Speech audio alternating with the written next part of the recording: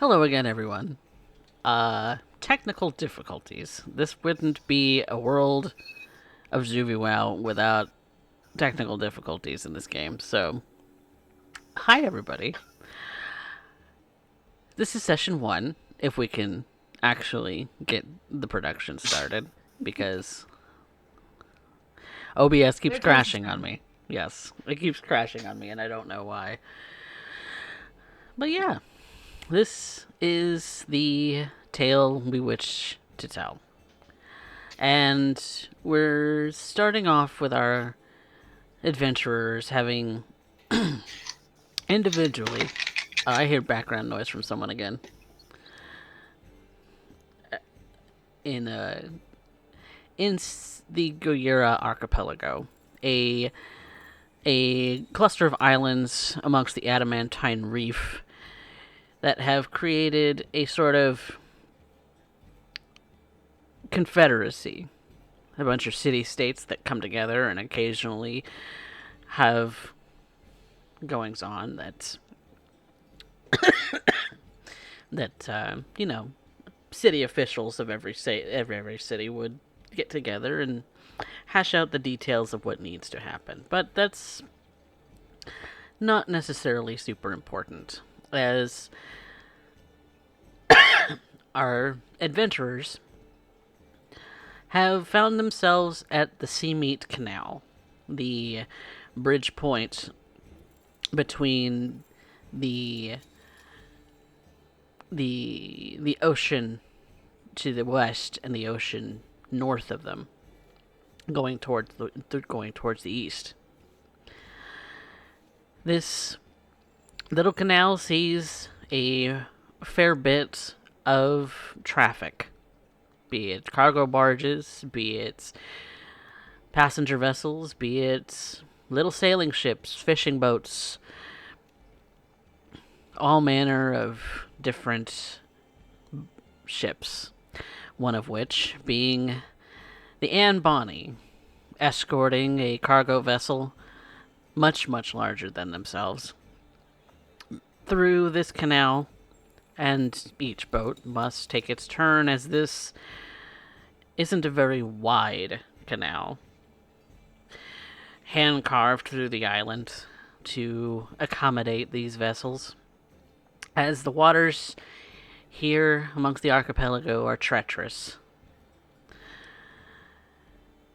Surface residing rocks, coral reefs, and any number of other things could be lurking below the surface of the water. But as the as the tugboats of this canal are pulling ships, specifically the Anne Bonny, through the canal to the other side, the the four members of the crew have found themselves on shore at a tavern called the Bilgewater Tavern. It's a rather small tavern in that the interior space is made up of one counter with an individual who takes orders for rooms, takes orders for drinks, takes orders for food. The smell of some kind of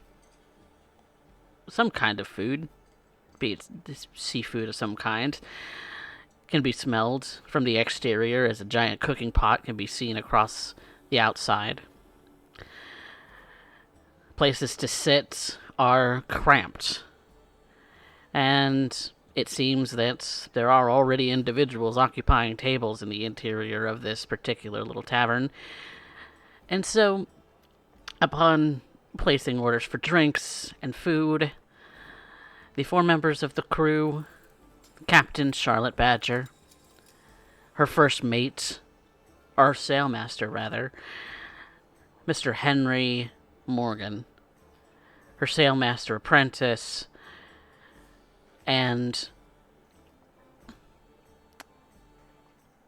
another young buck who's joined the crew and hasn't really set real position as of yet as to what he intends to do on the ship, but the captain intends to get to know her crew, the younger member of her crew, a little bit better.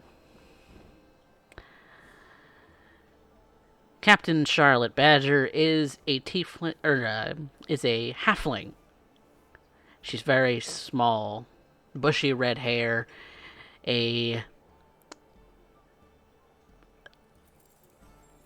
commandant's cap atop her head. Maybe it's some kind of prize. Maybe it's some kind of found treasure. It's hard to know. But she sits awaiting her bowl of whatever this place serves and kind of looks over to you, Darius. Darius, why don't you describe for us what it is that you look like? Darius sits there, he's not as tall as Lagon, by any means. I mean, he's probably a good 5'10", maybe 6 foot. He's got purple skin. He's a tiefling, and you see the horns on his head kind of curl around and come up and are tipped at the ends with gold. And yeah, he's wearing the traditional sailor's gear, kind of like a purple vest over a white shirt, and then some pantaloons. She just kind of smiles at you, kind of resting her small hands underneath her chin, her big red curls kind of just blowing in the wind. Her hat seems to almost threaten to leave with the wind, but it doesn't. She just kind of looks at you and says, "So, been wanting to get to know you for some time, but I never had the chance, and now we do. So tell me about yourself, Mr. Darius Bliss." Not much to know. I grew up in Mazamaska, had to leave, been on a couple other ships than yours, and pulled my fair share and ended up with you. Mesomasca, you say? Yeah? It's been a while since I've been out there. Same.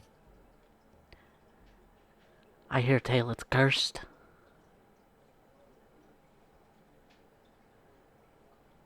Who knows what you can believe?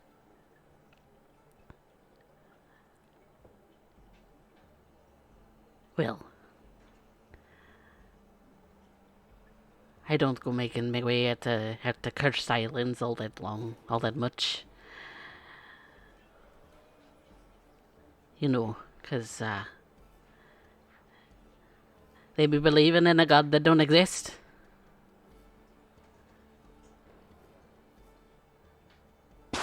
I mean, to each their own. Well, I suppose if you hadn't been there in a while, that you're making your new home on the end money now, aren't ya? As long as you'll have me. Well, so long as you do your job. I ain't in the habit of throwing crew members out of my boats. So long as you Nice do to your know. job. I'll try my hardest. What you make of him, Lagan? He's coming along fairly well. He make a good hand. He needs a bit more training before he moves up, but he's not bad.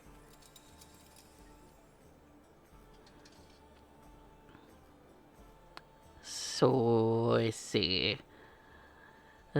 Working the sales? Is he working the gunpowder? Is he working? What's your lot? At the moment, he's working carpentry. Carpentry. He, Okay. he makes the pitch and patches the boat when needed. Well, I always can use some of that. Especially since one of our lot decided that he doesn't have a hand anymore. I suppose he's making a living somewhere else now.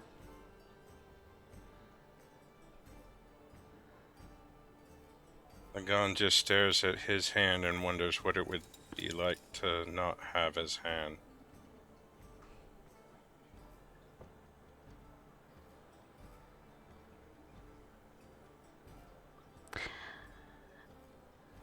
Elsewhere, inside this tavern, there is an elf woman and her human companion, Vania Stormcrow. Why don't you give us an idea of what it is that you look like and who it is that you're with? Anya is a tall woman, probably noticeably taller than the woman sitting next to her. Got darker hair, pulled back just a little bit to keep it out of her face. But other than that, she's very rather plain looking. Keeps it that way. Which is in somewhat stark contrast to your companion, Shay. Shay has a little bit of a more ornate look to her, if not ostentatious. Yes, she is very fair-skinned, human, kind of rosy-cheeked and freckled, with blue eyes and dark black hair, wearing kind of fine, but tries to keep it simple, not too forward, fine clothes. Very pretty diminutive in size, very scrawny, very scrawny, very thin, and only about 5'2". Fairly demure, kind of staying pretty quiet, just kind of looking around. Not entirely sure, Vanya, that this is the place to, they seem a little downtrodden. I don't know if they'd have the money to spend on your father's guitars. Yeah, it's just a stepping stone, really. Up here, move on. Like we Are you always thinking do. we're ready to move on right away? I say give it another day or so. See what we can turn up. Don't really have a Sounds plan about. to. Don't really have a Sounds plan about as to where to go from here. Be technical. fair enough for me.